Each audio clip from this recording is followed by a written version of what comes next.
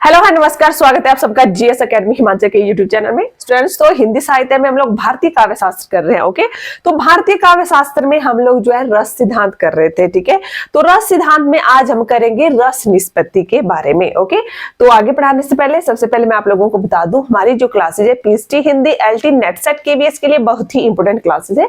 तो अभी आपने चैनल को सब्सक्राइब नहीं किया है तो चैनल को सब्सक्राइब कर ले। ओके, तो ये जो रस निष्पत्ति है, सबसे पहले रस निष्पत्ति जो शब्द है ये किसमें आया था? जो आचार्य भरत मुनि ने अपना जो रस सूत्र दिया था। ठीक है, विभावानुभावा व्यभिचारी संयोग रस निष्पत्ति। ठीक है, तो इसमें जो निष्पत्ति शब्द आया हुआ है उसको लेकर विद्वानों ने अपने अपने विचार दिए हैं। ठीक है, तो इसमें देखिए जो आचार्य हुए हैं, सबसे पहले रस निष्पत्ति के बारे में किस आचार्य ने व्याख्या की, इस तरह से क्वेश्चन आता है। ठीक है, तो रस निष्पत्ति के बारे में 4 आचार्य हैं जिन्होंने अपने अपने इसमें मत दिए हुए हैं। तो सबसे पहले देखिए इसमें कौन से आ जाएंगे, तो सबसे पहले आ जाता है इसमें देखिए भट्ट लोलट। ठीक है, अब देखिए उससे पहले देख लेते हैं रस निष्पत्ति में जो निष्पत्ति शब्द है, सबसे पहले भरत मुनि ने निष्पत्ति शब्द प्रयोग किया था। किसमें? जो उन्होंने जो अपना सूत्र दिया था। ठीक है, लास्ट वाली क्लास में मैंने आप लोगों को बता दिया था कौन सा सूत्र दिया था भरत मुनि ने। चलिए एक बार फिर से बता देती हूँ। विभावा नुभावा व्यभिचारी संयोग द्रस निष्पत्ति। ठीक है, थोड़ा सा ऐसा करके लिख रही हूं मैं, विभावानुभावा व्यभिचारी संयोग द्रस निष्पत्ति। ठीक है, तो इस रस सूत्र में जो निष्पत्ति शब्द आया है और जो संयोग शब्द आया है, ठीक है, विभावानुभावा व्यभिचारी संयोग द्रस निष्पत्ति, तो ये जो संयोग और जो निष्पत्ति शब्द है ना, उसके बारे में आज हम लोग करेंगे। ठीक है,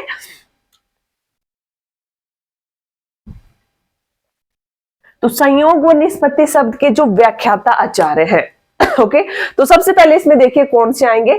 सबसे पहले आ जाएंगे इसमें भट्ट लोलट। ओके, तो क्रम में ही आप लोगों ने याद रखना है क्योंकि भट्ट लोलट ने सबसे पहले रस जो निष्पत्ति और संयोग है उसकी व्याख्या की हुई थी। ठीक है, तो सबसे पहले आ जाएंगे भट्ट लोलट, उसके बाद है श्री शंकुक, तीसरे नंबर पर है भट्ट नायक और चौथे हो जाएंगे अभिनव गुप्त। ओके, तो जो भट्ट लोलट है सबसे पहले है कौन? भट्ट लोलट। ओके, तो भट्ट लोलट देखिए किस दर्शन से संबंधित है? मीमांसा। स्टूडेंट, ये जो स्लाइड है ना, इसमें बहुत ही इंपॉर्टेंट तथ्य है। ठीक है, यहां से देखना एग्जाम में क्वेश्चन 100% पूछा ही जाएगा क्योंकि यहाँ पर मैंने हर एक चीज कवर कर दी है आप लोगों के लिए। ओके, तो आप लोगों ने अच्छे से इसको समझना है। ठीक है, जहां पर समझ नहीं आई होगी आप लोग कमेंट बॉक्स में कमेंट कर सकते हो। ओके, हाँ, मुझे एक स्टूडेंट ने और कमेंट किया था कि क्लासेज जो है मतलब हफ्ते में 3 या 4 क्लासेज डाल दिया करो।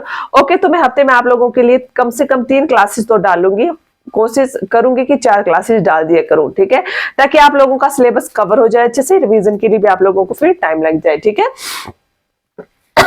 ओके, तो सबसे पहले किसने की है व्याख्या? भट्ट लोलट ने, फिर श्री शंकुक ने की है, फिर भट्ट नायक ने, और फिर किसने की है? अभिनव गुप्त ने। ठीक है, अब इसमें समझना है आप लोगों को क्या कि भट्ट लोलट जो है किस दर्शन से संबंधित थे? मीमांसा दर्शन से संबंधित थे। ओके, श्री शंकुक जो है न्याय दर्शन से संबंधित थे, और जो भट्ट नायक है ये किस दर्शन से संबंधित थे? सांख्य दर्शन से संबंधित थे, और अभिनव गुप्त जो है ये शैव दर्शन से संबंधित थे। ओके, तो यहाँ इतना समझ आ गया कि ये जो दर्शन है, यहाँ पर दर्शन भी लिख देती हूँ मैं। ठीक है, भट्ट लोलट मीमांसा दर्शन, ठीक है, श्री शंकुक न्याय दर्शन, और भट्टनायक सांख्य दर्शन, और अभिनव गुप्त शैव दर्शन से संबंधित थे। ओके, चलिए अब यहां से सबसे पहले यहां से हम लोग करेंगे क्रम से भट्ट लोलट से। ठीक है, तो भट्ट लोलट जो है मीमांसा दर्शन से संबंधित है।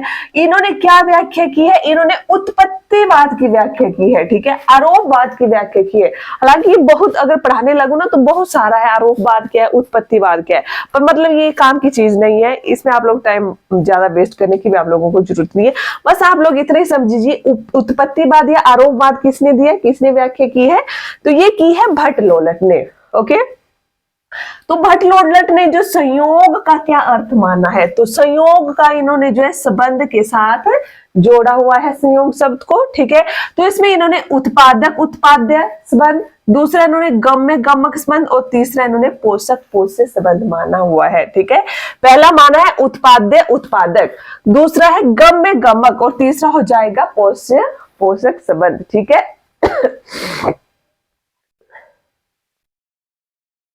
ओके, तो इसमें इन्होंने बताया है कि जो स्थायी भाव है, ठीक है, स्थायी भाव का विभाव के साथ कैसा संबंध है, स्थायी भाव का विभाव के साथ जो है उत्पादक उत्पाद्य संबंध है। ओके, कैसा संबंध है, उत्पादक उत्पाद्य संबंध है। और अनुभाव के साथ कैसा संबंध है, अनुभाव के साथ, अनुभाव के साथ इन्होंने गम्य गमक संबंध माना।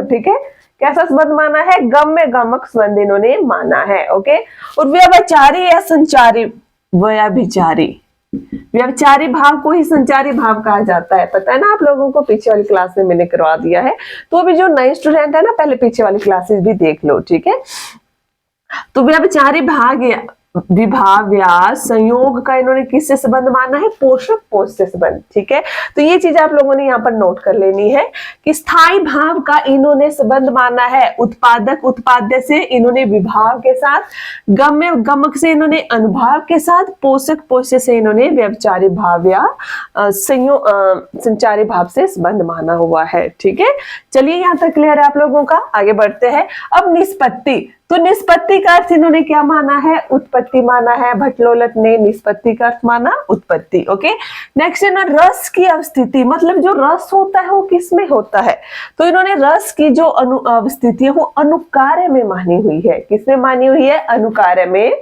मानी हुई है। ठीक है, ओके, अब देखिए जो चरित्र होते हैं ना, पौराणिक जो चरित्र होते हैं, तो अनुकार्य का संबंध उनसे है। ओके, ठीक है, अब इन्होंने तद्रपदानुसंधान, तद्रपदानुसंधान, ठीक है, तद्रपदानुसंधान शब्द की इन्होंने व्याख्या की है। तो ये भी कई बार पूछ लिया जाता है एग्जाम में कि तद्रपदानुसंधान की व्याख्या किसने की है, तो भट्टलोलट ने की हुई है। ठीक है, तो पहले जो व्याख्याता थे निष्पत्ति और संयोग के, कौन थे, भट्टलोलट थे। ठीक है, यहाँ क्लियर है आप लोगों का कि इन्होंने कौन सा दर्शन अपनाया है, मीमांसा दर्शन है। ठीक है, आगे आप लोगों की हर एक चीज क्लियर है ना, कोई चीज समझ नहीं आई होगी तो कमेंट में आप लोग कमेंट करना।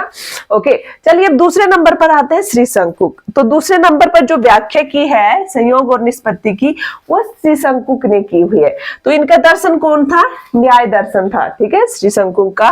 तो इन्होंने व्याख्या की है किसकी, अनुमितिवाद की, अनुमितिवाद की इन्होंने व्याख्या की हुई है। ठीक है, तो इन्होंने देखिए संयोग का संबंध माना है अनुमान से। ठीक है, अनुमान मतलब अनुमाप्य अनुमापक। ठीक है, अनुमाप्य व अनुमापक संबंध इन्होंने माना हुआ है संयोग का। तो ये आप लोगों ने याद करने हैं, याद होने चाहिए आप लोगों को ये। ठीक है, क्योंकि यहाँ से कई बार बहुत बार क्वेश्चन पूछे, बहुत ही बार यहाँ से क्वेश्चन आए हुए हैं एग्जाम में। ठीक है, ओके, नेक्स्ट है इन्होंने निष्पत्ति। अब इस तरह से क्वेश्चन पूछा जा सकता है कि निष्पत्ति का संबंध जो है अनुमति किसने माना, तो किसने माना है, तो ये माना है श्री शंकुक ने। ठीक है, तो अनुमिति माना है श्री शंकुक ने। अब देखिए इन्होंने रस की अवस्थिति किसमें मानी है, अनुकर्ता में। ठीक है, किसमें मानी है, अनुकर्ता में। और इन्होंने चित्रतुंग न्याय का क्या किया हुआ है, चित्रतुंग न्याय का इन्होंने यहाँ पर जो है वर्णन किया हुआ है अपने जो व्याख्या है इसमें। ठीक है, अब देखिए जैसे कि दौड़ता हुआ घोड़ा होता है, ठीक है, चित्र देखते हैं हम ना दौड़ते हुए घोड़े का, तो हम लोग कल्पना कर लेते हैं दौड़ते हुए घोड़े की। ठीक है, तो ये दिया है चित्रतुंग न्याय, किसने दिया है, शंकुक ने दिया हुआ है। ओके,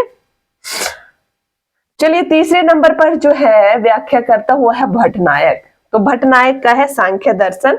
तो सांख्य दर्शन में इन्होंने व्याख्या की है भुक्तिवाद। ओके, भुक्तिवाद, भुक्तिवाद मतलब भोगवाद। ठीक है, भुक्तिवाद का मतलब है भोगवाद।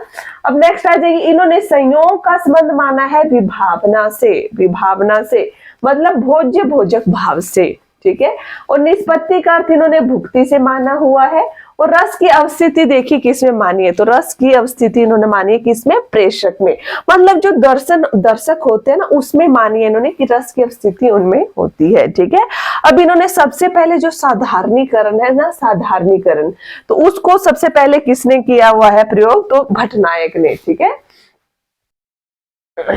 तो साधारणीकरण का बहुत बार एग्जाम में क्वेश्चन पूछा गया है, साधारणीकरण का सर्वप्रथम सूत्रपात किसने किया, तो किसने किया है, भट्टनायक ने किया है। क्वेश्चन भी आप लोगों ने बनाते चलने हैं साथ साथ में जो भी क्वेश्चन बन रहे हैं। ठीक है, ओके, चलिए आगे बढ़ते हैं।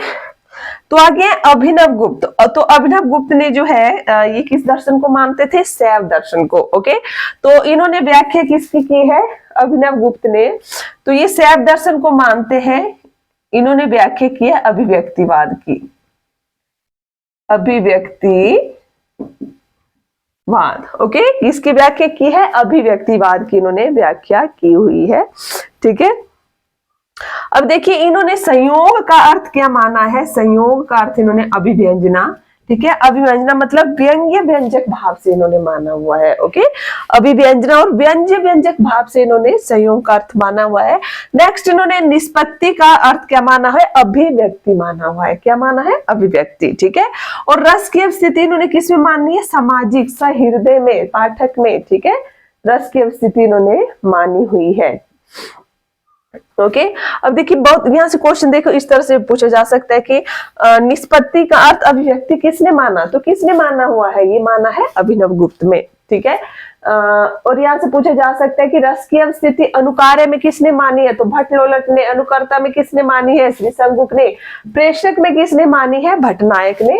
और सामाजिक या सहृदय में किसने मानी हुई है? अभिनवगुप्त ने मानी हुई है। ठीक है, ओके स्टूडेंट्स, तो आज की क्लास को भी मैं यही एंड कर रही हूँ। आई होप आप लोगों को वीडियो अच्छी लगी होगी। वीडियो अच्छी लगी होगी तो लाइक करें, शेयर करें, चैनल में नए तो चैनल को सब्सक्राइब करें। Thank you.